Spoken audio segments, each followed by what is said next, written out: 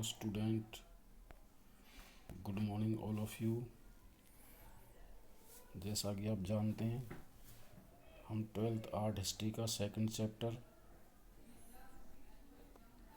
जिसमें हम कलिंग युद्ध के बारे में चर्चा कर चुके हैं।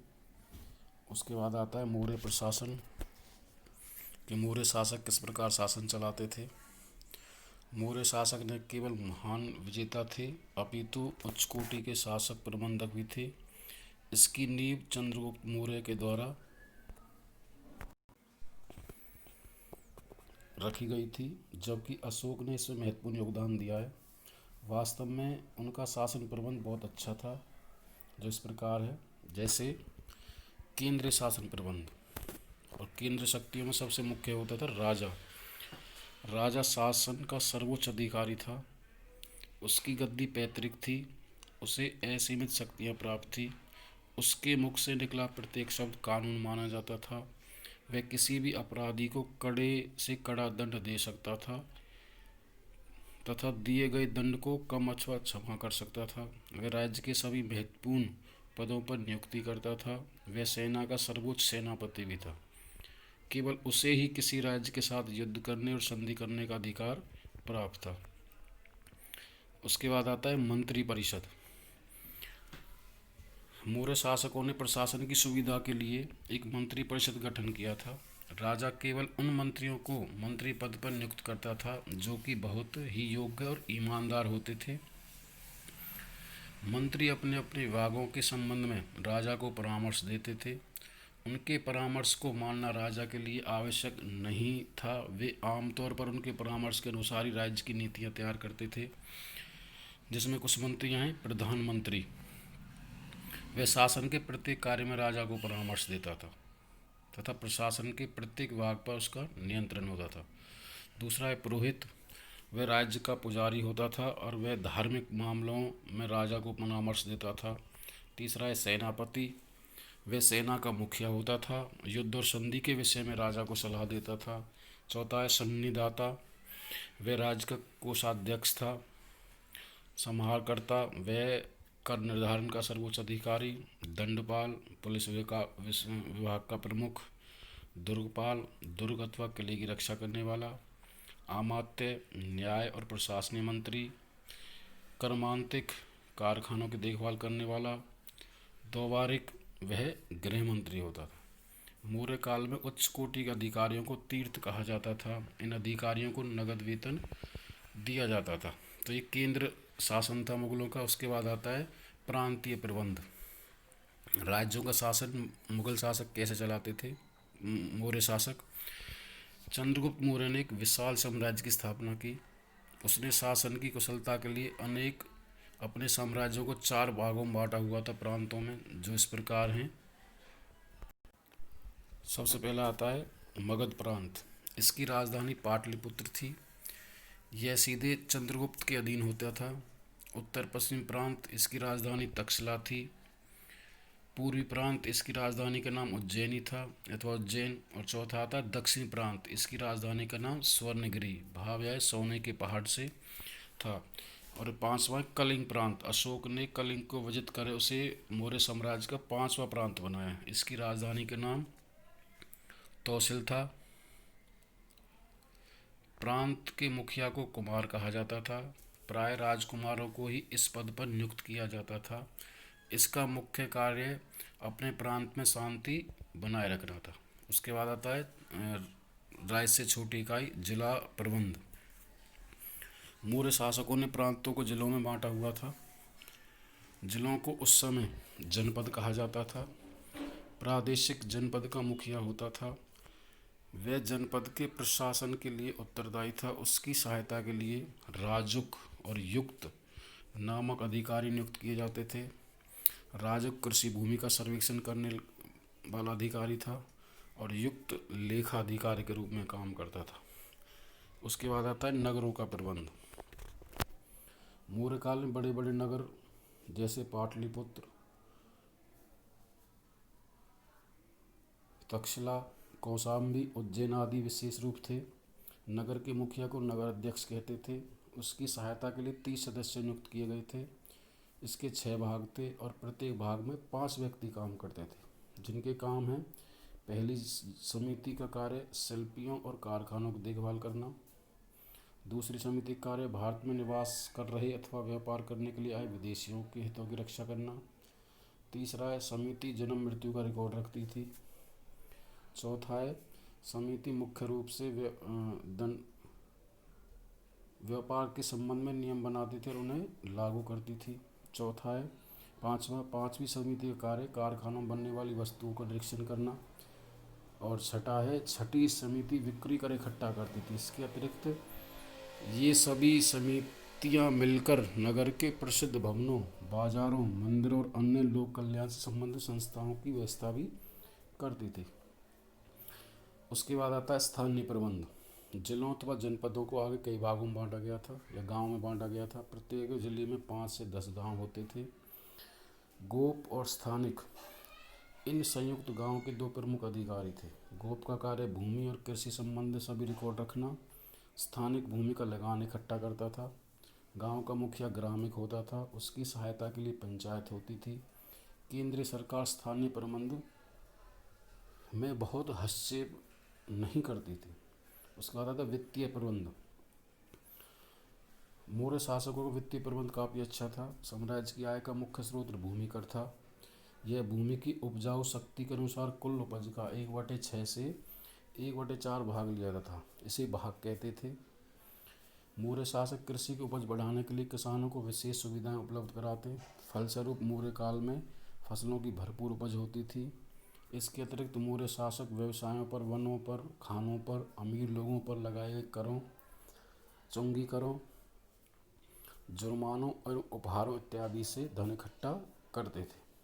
राज्य की आय को राजाओं, मंत्रियों, सैनिकों, राज्य के कर्मचारियों, सिंचाई, दान, सड़कों, अस्पतालों और जन कल्याण के कार्यों पर खर्च किया जाता था। उसके बाद आता है मौर्य शासकों के न्याय प्रबंध के बारे में। मौर्य शासक बहुत न्यायप्रिय थे। प्रजा को न्याय देने के लिए राज्य भर में कई न्यायालय स्थापित किए गए थे। वे स्वयं राज्य के भिन्न भिन्न भागों का भ्रमण करके प्रजा के दुख दर्द को दूर करते थे। कोई भी व्यक्ति संतोषजनक न्याय न मिलने पर राजा के पास अपील कर सकता था। राजा का निर्णय अंतिम माना जाता था। मौर्य काल में अपराधियों को बहुत कठोर दंड दिए जाते थे। छोटे छोटे अपराधों के लिए जुर्माना किया जाता था। गुप्तचर प्रबंध। मौर्य शासकों की सफलता का आधार उनका बढ़िया गुप्तचर प्रबंध था। चंद्रगुप्त मौर्य ने सारे साम्राज्यों में गुप्तचरों का जाल फैला रखा था। वे राजकुमारों, सरकारी अधिकारियों और प्रजा की गतिविधियों की सूचनाएं सम्राट को देते थे। जो गुप्तचर एक स्थान पर रहकर कार्य करते थे उन्हें संस्था, और जो एक स्थान से दूसरे स्थान पर घूमते रहते थे उन्हें संचार कहा जाता था। इन गुप्तचरों की निगरानी के लिए और गुप्तचर नियुक्त किए जाते थे। ठीक कार्य न करने वाले गुप्तचरों को कठोर दंड दिया जाता था। गुप्तचर विभाग में स्त्रियों को भी नियुक्त किया जाता था। वे जानकारी इकट्ठा करने में पुरुषों से अधिक निपुण होती थी। उसके बाद आता है सैनिक प्रबंध। मौर्य शासकों ने अपने साम्राज्य का विस्तार करने के और उसे विदेशी आक्रमणों से सुरक्षित रखने के लिए एक विशाल सेना का प्रबंध किया। चंद्रगुप्त मौर्य के सैनिकों की कुल संख्या लगभग 6,90,000 थी। पैदल, घुड़सवार, हाथी और रथ मौर्य सेना के प्रमुख अंग थे। इन सैनिकों को अच्छा वेतन दिया जाता था। एक प्रशिक्षित सैनिक को 500 पन और सेनापति को 48,000 पन वेतन दिया जाता था। पन उस समय एक चांदी का सिक्का था जिसका भार 3/4 तोले के बराबर था। केवल वेतन अच्छा होने के कारण इनका निर्वाह बहुत अच्छी तरह होता था। सैनिकों के अच्छे प्रबंध के लिए मौर्य शासकों ने 30 सदस्यों की एक समिति नियुक्त की थी। यह समिति आगे 6 उप समितियों में बटी हुई थी और प्रत्येक समिति में 5 सदस्य काम करते थे। ये समितियां समुद्री जहाज़ों, यातायात के साधनों, पैदल सैनिकों, घुड़सवार सैनिकों, हाथियों और रथों का प्रबंध करती थी। युद्ध क्षेत्र में सैनिकों की सुविधाओं का पूरा ध्यान रखा जाता था। इसके मुख्य शस्त्र तीर कमान, तलवारें, त्रिशूल, ढाले और भाले इत्यादि होते थे। उसके बाद आता है इसमें अशोक का धम्म या अशोक का नाम न केवल भारतीय इतिहास अपितु विश्व के इतिहास में उनके द्वारा चलाए गए धम्म या धर्म के कारण प्रसिद्ध है। यह उनके द्वारा अपनाए गए बौद्ध धर्म से बिल्कुल अलग था। इस धर्म को आरंभ करने का मुख्य उद्देश्य साम्राज्य में रहने वाले विभिन्न धार्मिक और जातियों के बीच परस्पर संबंध स्थापित करना था। अशोक के धर्म के कुछ मुख्य सिद्धांत: बड़ों का सम्मान करना। अशोक ने अपने अभिलेखों में इस बात पर बल दिया है कि हमें अपने बड़ों का सम्मान करना चाहिए। छोटों से प्रेम, जैसे बड़ों का आदर करना छोटों का कर्तव्य है, इसी प्रकार बड़ों का कर्तव्य है कि छोटों से प्रेम करें। सत्य, अशोक चाहता था कि मनुष्य को सदैव सत्य बोलना चाहिए। उसने सत्य को नैतिक जीवन का रत्न माना है। अहिंसा, अहिंसा अशोक के धर्म का मुख्य सिद्धांत था। वह किसी भी जीव को कष्ट देने के पक्ष में नहीं था। अशोक ने स्वयं शिकार खेलना और मांस खाना भी बंद कर दिया था। उसने वर्ष में 56 दिन ऐसे निश्चित किए थे जब किसी भी पशु का वध नहीं किया जा सकता। दान, अशोक के धर्म में दान को विशेष महत्व दिया गया था। उसने लोगों से निर्धनों और साधु संतों को खुला दान देने के लिए कहा गया। वह शिक्षा को सर्वोच्च दान समझता था। पवित्र जीवन, अशोक के धर्म में लोगों को सादा और पवित्र जीवन व्यतीत करने की प्रेरणा दी गई थी। झूठ, अहंकार, ईर्ष्या, क्रोध मनुष्य को पापी बनाते हैं। सच्चे रीति रिवाज, अशोक ने लोगों को व्यर्थ के रीति रिवाजों का और आडंबर छोड़ने के लिए कहा। उसके अनुसार जन्म, विवाह, व्रत, तीर्थ यात्राओं से संबंध प्रचलित रीति रिवाज मिथ्या है। वे बड़ों का आदर, छोटों से प्रेम, दान और दया को धर्म के सच्चे रीति रिवाज मानते थे। धार्मिक सहनशीलता, धार्मिक सहनशीलता अशोक के धर्म का मूल मंत्र था। और कर्म सिद्धांत, अशोक का कर्म सिद्धांत में दृढ़ विश्वास था। उसके अनुसार मनुष्य को उसके कर्मों का फल अवश्य मिलता है। मनुष्य अच्छे कर्मों से स्वर्ग। उसके बाद आता है धर्म के प्रचार के साधन कि अशोक के द्वारा धर्म का प्रचार कैसे किया गया। तो सबसे पहले व्यक्तिगत उदाहरण, अशोक ने अपने जीवन में धर्म के सिद्धांतों को अपनाकर लोगों के सम्मुख व्यक्तिगत उदाहरण प्रस्तुत किया है। उसने ऐश्वर्य के जीवन का त्याग करके सादा जीवन व्यतीत करने के लिए। उसके बाद धर्म यात्राएं, अशोक ने धर्म का प्रचार करने के लिए धर्म यात्राएं करनी आरंभ की। वह साधन बड़ा ही प्रभावशाली प्रमाणित हुआ। इन यात्राओं के समय अशोक के संपर्क में आने वाले लोगों ने उनके मनों पर धर्म का प्रभाव डाला है। धर्म महामात्रों की नियुक्ति, अशोक के द्वारा ऐसे व्यक्तियों को नियुक्त किया गया जो स्थान स्थान जाकर के धर्म का प्रचार कर सकें। और अभिलेखों द्वारा प्रचार, अशोक ने धर्म के सिद्धांतों को प्रचारित करने के लिए एक और महत्वपूर्ण पग उठाया। उसने सिद्धांतों को साम्राज्य के विभिन्न स्थानों पर अभिलेखों और स्तंभों पर अंकित करवाया। इसका उद्देश्य था कि लोग इन सिद्धांतों को पढ़कर अपने जीवन को उनके अनुसार ढाल सकें। उसके बाद था मौर्य साम्राज्य के पतन के कारण, जिसमें सबसे पहले आता है अशोक द्वारा बौद्ध धर्म का प्रसार। अशोक का नाम न केवल महान भारतीय बल्कि संसार के इतिहास में बौद्ध धर्म के प्रचार के लिए प्रसिद्ध माना जाता है। उनके अथक प्रयत्नों का परिणाम था कि बौद्ध धर्म शीघ्र ही संसार का सबसे लोकप्रिय धर्म बन गया था। तो मौर्य साम्राज्य के पतन के प्रमुख कारणों में जैसे सबसे पहले आता है निजी उदाहरण। अशोक के मन पर कलिंग के युद्ध का बहुत बुरा प्रभाव पड़ा। परिणाम स्वरूप अशोक ने हिंदू धर्म को छोड़कर बौद्ध धर्म को अपना लिया। इस धर्म को फैलने के लिए अशोक ने लोगों के आगे निजी उदाहरण प्रस्तुत किया। उसने महल की सभी सुख सुविधाएं त्याग दी। उसने मांस खाना, शिकार खेलना बंद कर दिया। उसने युद्धों से सदा के लिए तौबा कर ली और शांति व प्रेम की नीति अपनाई। इस कारण अशोक द्वारा बौद्ध धर्म के सिद्धांतों को अपनाने के कारण उसकी प्रजा पर गहरा प्रभाव पड़ा और वह उसके पद चिन्हों पर चलने का प्रयास करने लगी। बौद्ध धर्म को राजधर्म घोषित करना, अशोक ने बौद्ध धर्म को अधिक लोकप्रिय बनाने के उद्देश्य से उसको राजधर्म घोषित किया। परिणाम स्वरूप लोग बड़ी संख्या में बौद्ध धर्म में सम्मिलित होने लगे। इसका कारण था कि उस समय लोग अपने राजा का बहुत सम्मान करते थे तथा उसकी आज्ञा को मानने में वे अपना गर्व समझते थे। प्रशासनिक पग, अशोक ने बौद्ध धर्म का प्रसार करने के लिए कुछ प्रशासनिक पग उठाए, जिनमें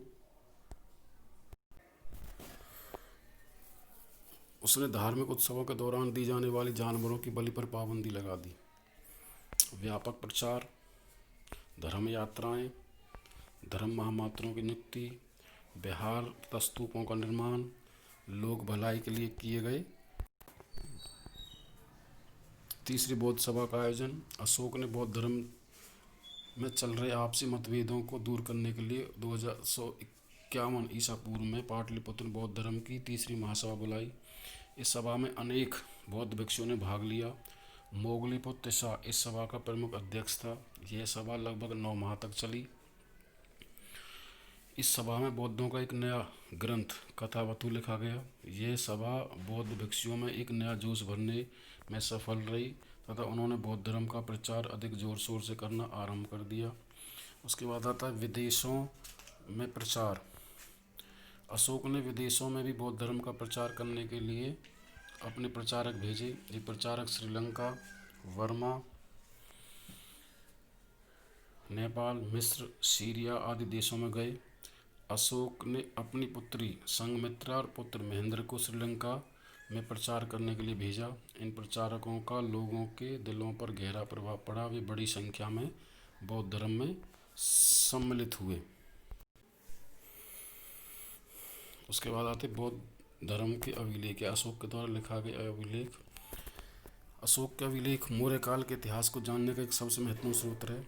इन अभिलेखों को अशोक ने साम्राज्य के महत्वपूर्ण स्थानों, मार्गों, चट्टानों, स्तंभों, गुफाओं पर अंकित करवाया। ऐसा करने वाला वह भारतीय इतिहास का प्रथम शासक था। उसके ये अभिलेख ईरान के शासक डेरियस प्रथम से मिलते जुलते हैं। ये अभिलेख अधिकतर ब्राह्मी यानी कि प्राकृतिक भाषा में लिखित हैं। उत्तर पश्चिम भारत में